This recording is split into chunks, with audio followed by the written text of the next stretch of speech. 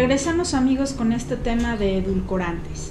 Estábamos comentando en el bloque pasado acerca de los estudios que se han hecho en base a los edulcorantes en animales. Estos estudios, hay algunos, por ejemplo, en los que se trabajó con hámsters. Sí. En estos, obviamente, se tuvieron varios grupos de control y un control. El control era el que no se le daba ningún tipo de edulcorante y los otros variaban en cantidad lo que se les daba y se estuvieron revisando o se estuvieron comparando varios parámetros.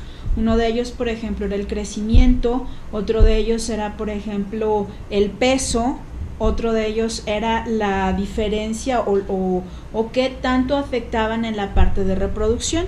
Y realmente, después de evaluar durante 2 años este tipo de respuesta, porque los hámsters cuando empezaron eran pequeños, conforme fue avanzando el tiempo, fueron registrando varias de las situaciones que se daban.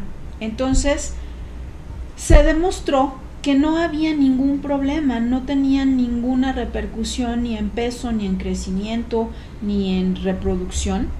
Entonces, de esta forma es una de las tantas como se llega a determinar cuando un edulcorante o algún aditivo, no nomás edulcorante, puede llegar o no a afectar la salud, y en ese momento se toman decisiones en cuanto, por ejemplo, a la FDA o en Europa o aquí en México, si se permite o no se permite el uso de ellos. Recordando que no es un solo organismo el que lo hace, sino son bastantes distintos, tanto en Europa, Estados Unidos, en mismo México, pues se hacen este tipo de estudios.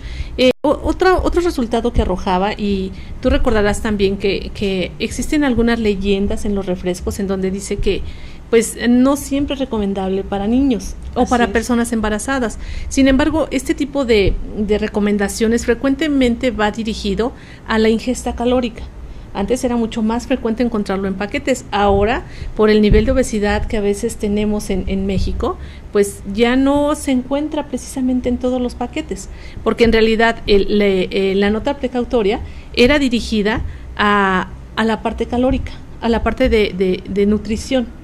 Así es, actual, no precisamente porque tuviera algún efecto adverso en los niños o en las mujeres embarazadas, sino en realidad era por la parte de nutrición. Sí, de hecho, tuve la oportunidad de ver una especie de boletín emitido por el Instituto Nacional de Nutrición, donde decía venían varias preguntas en las que decía que si lo hacían daño, que si lo podían consumir mujeres embarazadas, que si causaba cáncer, y entonces ahí mismo te daban las respuestas, en donde te dice como conclusión general de esto, que no hay ningún problema en consumir este tipo de productos, ni tanto para mujeres embarazadas, como para niños, como para ancianos, y al contrario, te los recomiendan a veces para ayudar al control de peso, porque normalmente cuando tú estás a dieta se baja el contenido o la ingesta de grasa, sí, y junto con esta reducción de ingesta de grasa tienes que reducir también la ingesta calórica. Claro. Entonces esto te lo están recomendando para ayudar a controlar el peso. Recordemos, Gaby, que el sabor dulce es un sabor básico, es importante para el ser humano estar frecuentemente probando. Claro que todos tenemos diferente paladar, diferente necesidad en cuanto a esto, pero aún desde tiempos remotos, pues para el ser humano era un punto de decisión. Si algunos frutos eran dulces, pues eran seguros si los tomaban. Si los frutos no tenían al menos esta característica, pues se tenían más precaución para poder consumirlos. Entonces es un sabor que ha acompañado al ser humano pues prácticamente desde su ingreso a esta tierra, ¿no?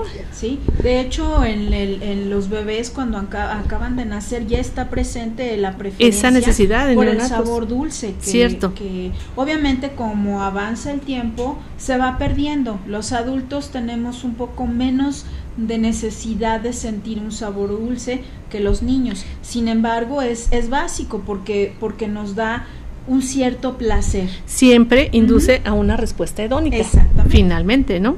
Entonces, esto es parte de lo que tenemos que aportar o comentar con respecto a los edulcorantes artificiales.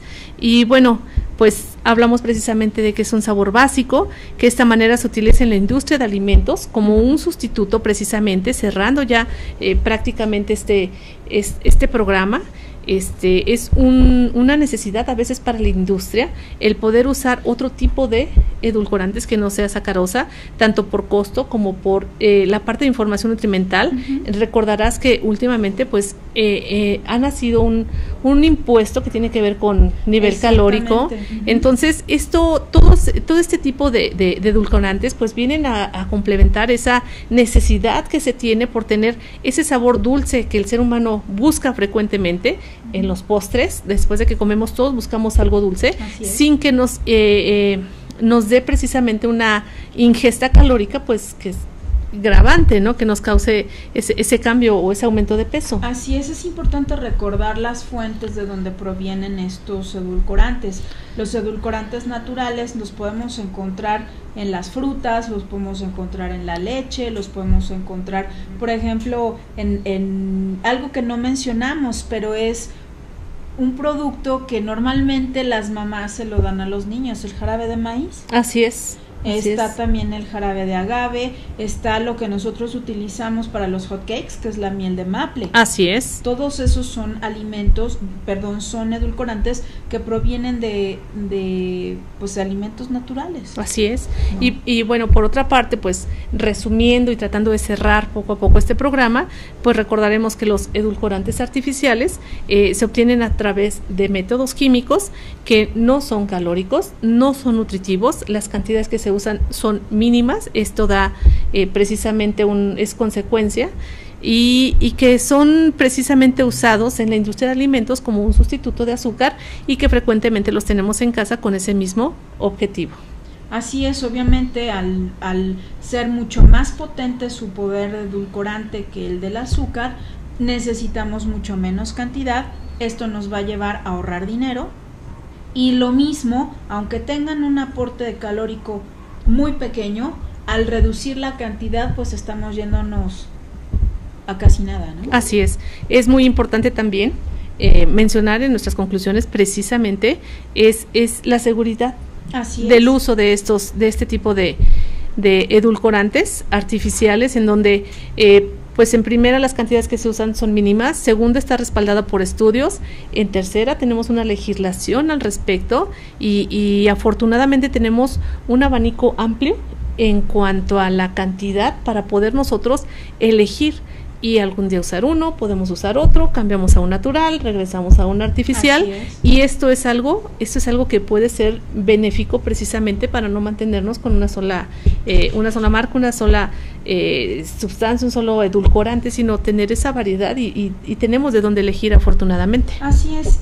También recordemos que ya lo hemos comentado varias veces, la industria avanza a pasos agigantados y obviamente las investigaciones seguirán, tanto para encontrar alternativas de edulcorantes como para las respuestas o los resultados de la ingesta de estos productos. Así es. Y que bueno, finalmente, como bien mencionas, estos estudios continúan tanto en edulcorantes como en algún otro aditivo frecuentemente estaremos mencionando o continuamente estaremos hablando de otro tipo de ingredientes para la industria, y pues finalmente todo esto se tiene que ver respaldado tanto por estudios como por organismos que estén haciendo este tipo de estudios y de legislación para cada país, para cada espacio, ¿no? Entonces, el que haya esta variedad pues nos ayuda precisamente. Vaya, Europa no puede tener un estudio y contradecir a la parte de COFEPRIS o contradecir la parte de FDA, porque finalmente uno u otro tendría que tener un resultado que nos dé esa situación. Algo importante que es recalcarles que para evitar este tipo de problemas de obesidad, de caries, de todo eso, lo más recomendable es consumir alimentos naturales. Así es. Comer de la forma más sana posible y siempre nunca olvidar que los alimentos hechos en casa, los alimentos que no tengan un proceso tan elaborado como los que nos venden ya en